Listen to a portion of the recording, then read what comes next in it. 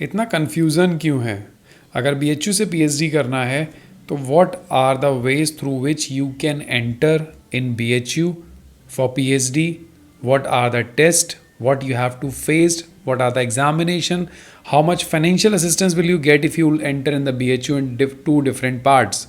तो चलिए आज इस वीडियो में पूरा कन्फ्यूज़न क्लियर कर देते हैं कि BHU के अंदर अगर आपको PhD में एंटर करना है तो क्या IIT BHU का PhD डिफरेंट है, नॉर्मल BHU का PhD डिफरेंट है, कैसे एंटर कर सकते हो, क्या चैलेंजेस फेस करोगे और कितनी आसानी से आपको किस किस जगह पे प्रॉब्लम्स का सॉल्यूशन मिलेगा।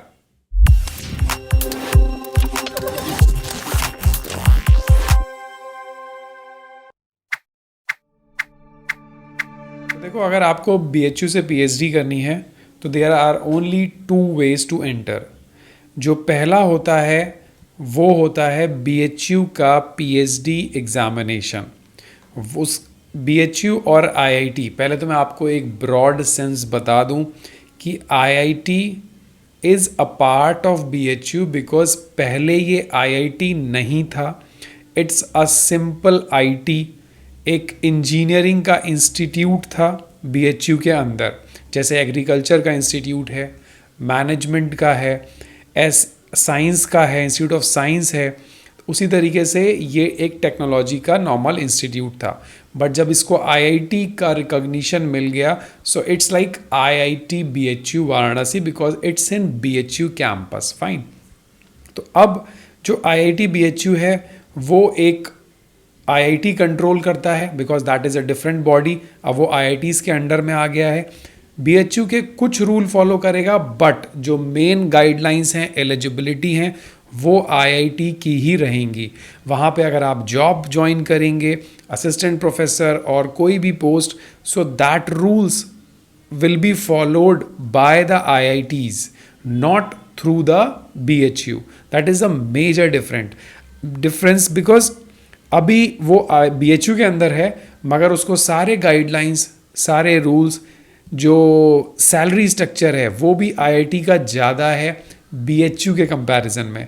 जब आप लोग असिस्टेंट प्रोफेसर ज्वाइन करेंगे BHU के अंदर तब भी आपके पास दो ऑप्शन होंगे। अगर आप IIT में ज्वाइन करेंगे तो आपका सैलरी स्ट्रक्चर बहुत हाई होगा, बहुत सारे बेनिफिट्स मिलेंगे जो बेनिफिट्स BHU के किसी डिपार्टमेंट में नहीं मिलेंगे। सो इसी तरीके से जब आप PhD में भी एंटर करेंगे तो आपको वहाँ IITs की गाइडलाइन फॉलो करनी है। और जब आप BHU में दूसरी साइड अगर आप देख रहे हो, अगर आप BHU का सोचोगे तो आपको BHU यूनिवर्सिटी जो UGC की गाइडलाइंस हैं वो फॉलो करनी है। तो अब देखो क्या है डिफरेंस। जब BHU का फॉर्म आएगा so they named it as a CRAT, common research entrance test. But जब वो IIT का फॉर्म आएगा PhD के लिए उसका नाम होगा PG admission IIT BHU। Because जितने भी IITs ऑल ओवर इंडिया हैं उनमें जब भी PG पोस्ट ग्रेजुएशन और PhD के फॉर्म्स आते हैं वो उसको PG एडमिशन बोलते हैं, ना कि PhD एडमिशन। तो आप गलती से भी सर्च करोगे कभी भी गूगल पे या कहीं भी या IITs की किसी भी वेबसाइट पे, you don't find the word PhD admission. इस टाइप से आपको नहीं मिलेगा। PG एडमिशन के अंडर में ही PG PhD आता है। और जब BHU CRAT कराता है सो वो होता है रिसर्च एंट्रेंस टेस्ट। तो ये अपना एक एग्जामिनेशन कराता है CRAT। उस एंट्रेंस एग्जामिनेशन में कोई लोग भी एलिजिबल होते हैं जो मास्टर्स कर रखे हैं, मिनिमम 55% मार्क्स। आपको उस एंट्रेंस एग्जामिनेशन को एग्ज़ाम देना है, ऑल ओवर इंडिया टेस्ट है। फिर आप क्वालिफाई करेंगे, आपकी मेरिट बनेगी और आप इंटरव्यू देंगे पर्टिकुलर डिपार्टमेंट में। अगर आप क्वालिफाई कर जाएंगे then you are eligible to take admission under some respective supervisor for final PhD registration. तो CRAT के दो पार्ट होते हैं, या तो आप एग्ज़ामिनेशन दो या फिर डायरेक्ट एडमिशन लो। तो एग्ज़ामिनेशन वो लोग देते हैं जो लोग नेशनल लेवल का कोई भी एग्ज़ामिनेशन क्वालिफाई नहीं किए होते हैं, जैसे कि JRF हो गया, DST इंस्पायर हो गई उनके पास, या गेट हो गए, या क्रेट सेट जितने भी ये एग्जामिनेशंस होते हैं, अगर इसमें से कोई भी आपने क्वालिफाई किया है तो आपको बीएचयू का क्रेट नहीं, मैं बीएचयू की, जब भी मैं बीएचयू बोलूँगा तो आपको बीएचयू सुनना है। तो बीएचयू का कोई भी आपको एग्जामिनेशन नहीं देना, आप एग्जाम्प्टेड में आएंगे, फॉर्म भरेंगे, मगर आपको एग्जामिनेशन नहीं देना, डायरेक्ट इंटरव्यू देना है और एडमिशन लेना है बीएचयू के अंदर, except IIT. But on the other side PG admission जो कि आईआईटी बीएचयू के अंदर होता है, उसमें अगर आपने कोई भी national examination as per the IIT rules नहीं निकाल रखा है, तब आप वो फॉर्म नहीं भर सकते। सो this is the huge huge huge different. BHU आपको मौका दे रहा है कि अगर आपने नेशनल एग्जामिनेशन नहीं क्वालिफाई किया है तो हमारा एग्जामिनेशन क्वालिफाई करो और एडमिशन ले लो। इसमें sociology, humans, humanity, management, law, agriculture सबके कोर्सेज हैं, साइंस। बट आईआईटीज़ के अंदर इस टाइप के कोर्सेज नहीं मिलेंगे और लिमिटेड मिलेंगे। तो अभी आप दोनों का एलिजिबिलिटी समझ गए, यहाँ एग्जामिनेशन दे भी सकते हो और नहीं भी, बट यहाँ अगर नेशनल एग्जामिनेशन नहीं है then you won't be eligible for that. So this is the eligibility and entrance. Now the selection process. अगर आपने क्रेट दिया, CRET for BHU except IIT, तो आप क्रेट क्वालिफाई करोगे तब भी आपको इंटरव्यू देना होगा रिस्पेक्टिव डिपार्टमेंट के एचओडी से, then you will be allowed to take admission. But आप एग्जाम्प्टेड हो तो आपको एग्जामिनेशन नहीं देना है, बट आपको डायरेक्टली फेस करना है इंटरव्यू और एडमिशन ले लेना है।